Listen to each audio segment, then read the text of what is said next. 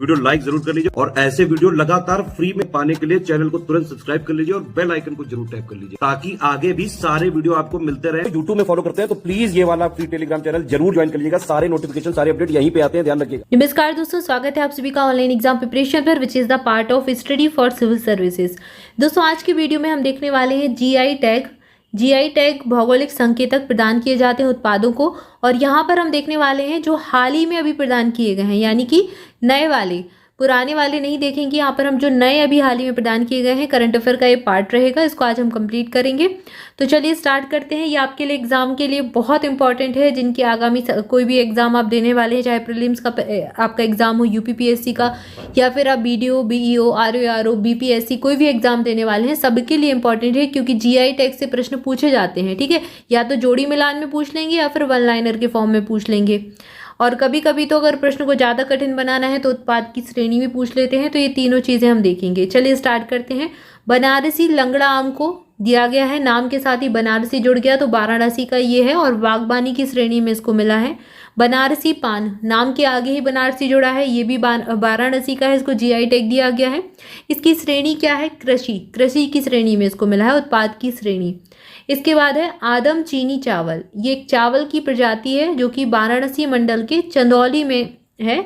यहाँ पर इस स्थान के चावल जो हैं, जिनको आदम चीनी चावल कहा जाता है, इसको जीआई टैग दिया गया है, कृषि की श्रेणी में ही है। ठीक है, तो जो भी अनाज आदि होती हैं कृषि की श्रेणी में आते हैं। इसके बाद है नाम रामनगर भांटा बैगन, भटा है जिसको कहते हैं, भटा भी कहीं कहीं किया जाता है, भांटा इसको लिखा हुआ है यहाँ पर। बैगन, कुल मिलाकर बैगन को देसी भाषा में भटा कह दिया जाता है। तो वाराणसी का ये है रामनगर भटा, और इसको जीआई टैग दिया गया है कृषि की श्रेणी में। इसके बाद है प्रतापगढ़ का आंवला, इसको मिला है, ये उत्तर प्रदेश के 3 जीआई टैग यहाँ पर, प्रतापगढ़ का आंवला, हाथरस की हींग और बांदा सजर पत्थर शिल्प, इन तीनों को मिला है जीआई टैग। ठीक है, तीनों की श्रेणियाँ अलग अलग हैं। प्रतापगढ़ का जो आंवला है इसको जीआई टैग मिला है बागवानी की श्रेणी में, हाथरस की हींग को मिला है खाद्य सामग्री में, और ये जो पत्थर शिल्प है इसको हस्तशिल्प की श्रेणी में मिला है। इसके बाद है नगीना लकड़ी शिल्प, एक लकड़ी है नगीना लकड़ी शिल्प, इसको भी जीआई टैग दिया गया है। बिजनौर की है ये, बिजनौर शिल्प है कुल मिला के कारीगरी, इसको दिया गया है बिजनौर उत्तर प्रदेश हस्तशिल्प की श्रेणी में। फिर उत्तर प्रदेश में ही है अलीगढ़, और अलीगढ़ का ताला बहुत फेमस है, अलीगढ़ को ताला नगरी के नाम से भी जाना जाता है, तो यहाँ पर इसको जीआई टैग दिया गया है, ये भी हस्तशिल्प की श्रेणी में मिला है।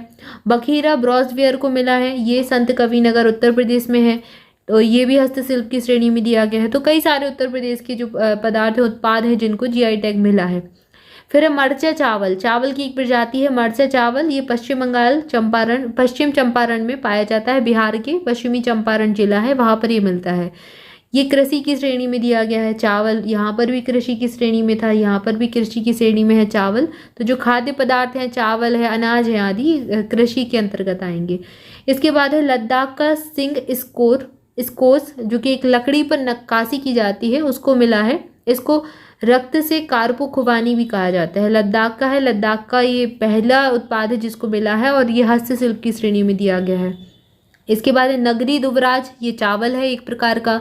ठीक है, तो नगदी दुबराज मरचा चावल, इसके नाम में ही चावल जुड़ा है, यहाँ पर भी चावल जुड़ा है, लेकिन यहाँ पर चावल नहीं है नाम में, तो कंफ्यूज नहीं होना है। नगरी दुबराज एक चावल की प्रजाति है, छत्तीसगढ़ की है, और कृषि की श्रेणी में इसको दिया गया है।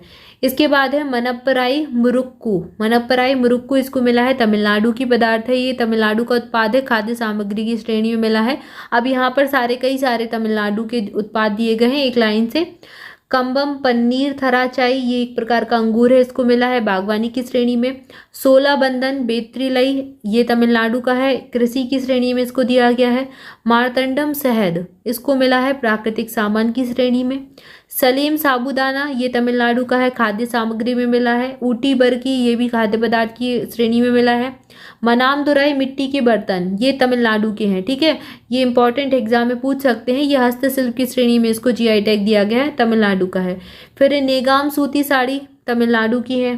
ठीक है, इसको भी मिला है, और ये टेक्सटाइल की श्रेणी में दिया गया है। माई लडी, पत्थर की नक्काशी, पत्थर पर नक्काशी की जाती है, माई लडी जिसको कहा जाता है, तमिलनाडु की है, हस्तशिल्प की श्रेणी में दिया गया है।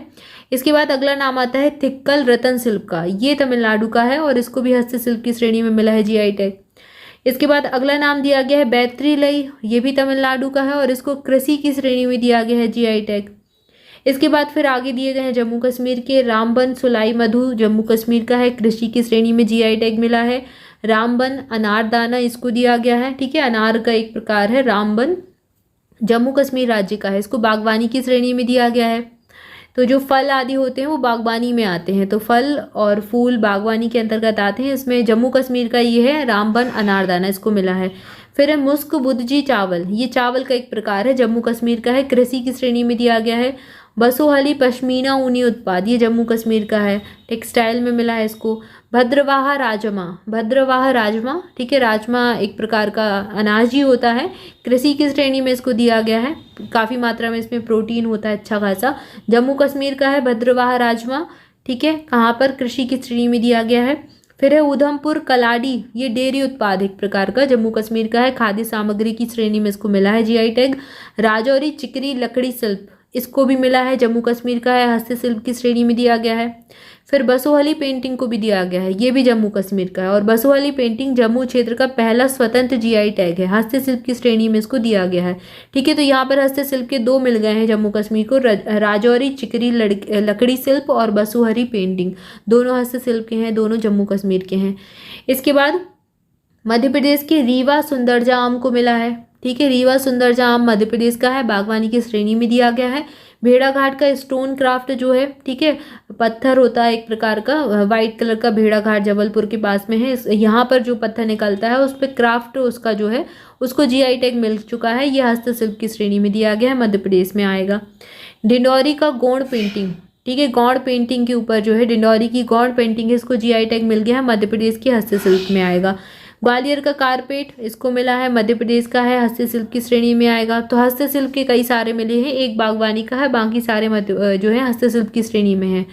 यहाँ पर डिंडौरी की गौड़ पेंटिंग हो गई, ग्वालियर का कारपेट हो गया, उज्जैन की बाटिक प्रिंट हो गया, ये मध्य प्रदेश का है, हस्तशिल्प में मिला है। और बालाघाट की 12 सिवनी की रेशम की साड़ी, बाटिक प्रिंट और रेशम की साड़ी, ये दोनों ही हस्तशिल्प की श्रेणी में मध्य प्रदेश को मिले हैं जीआई टैग। फिर कांगड़ा चाय, ठीक है, कांगड़ा चाय, कांगड़ी चाय भी इसको कहा जाता है, हिमाचल प्रदेश की है, बागवानी की श्रेणी में इसको दिया गया है। भारत में सबसे पहले जीआई टैग 2004 में दार्जिलिंग की चाय को प्रदान किया गया था और जीआई टैग पंजीकरण 10 वर्षों तक मान्य रहता है, ठीक है। ये जो उत्पाद हैं जिनको जीआई टैग मिला है 10 सालों तक के लिए दिया जाता है, फिर इसको जो है फिर से इसका रिन्यू किया जाता है, देखा जाता है या फिर उसको चेंज किया जाता है।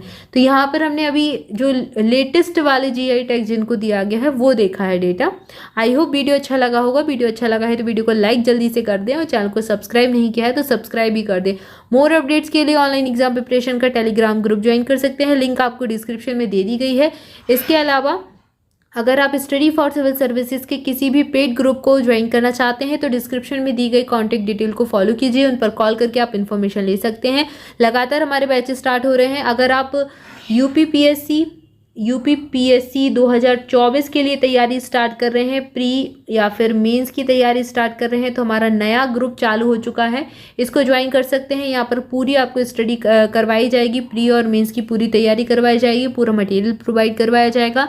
या फिर आप आरओ का एग्ज़ाम देने वाले हैं तो आप हमारा नया पेड ग्रुप चालू हो चुका है, उसको ज्वाइन कर सकते हैं। बीपीएससी 69th बीपीएससी के लिए भी हमारा नया पेड ग्रुप चालू हो चुका है, ठीक है, इसको भी ज्वाइन कर सकते हैं। यूपीएससी ईपीएफओ एपीएफसी का अगर आप एग्ज़ाम देने वाले हैं तो 23 अप्रैल को इसका भी पेड ग्रुप हमारा लॉन्च हो चुका है। तो आप अगर कोई भी ग्रुप ज्वाइन करना चाहते हैं तो डिस्क्रिप्शन में दी गई डिटेल को फॉलो कर सकते हैं। Thank you for watching this video. आज के लिए इतना ही, मिलेंगे नेक्स्ट वीडियो में। Thank you so much.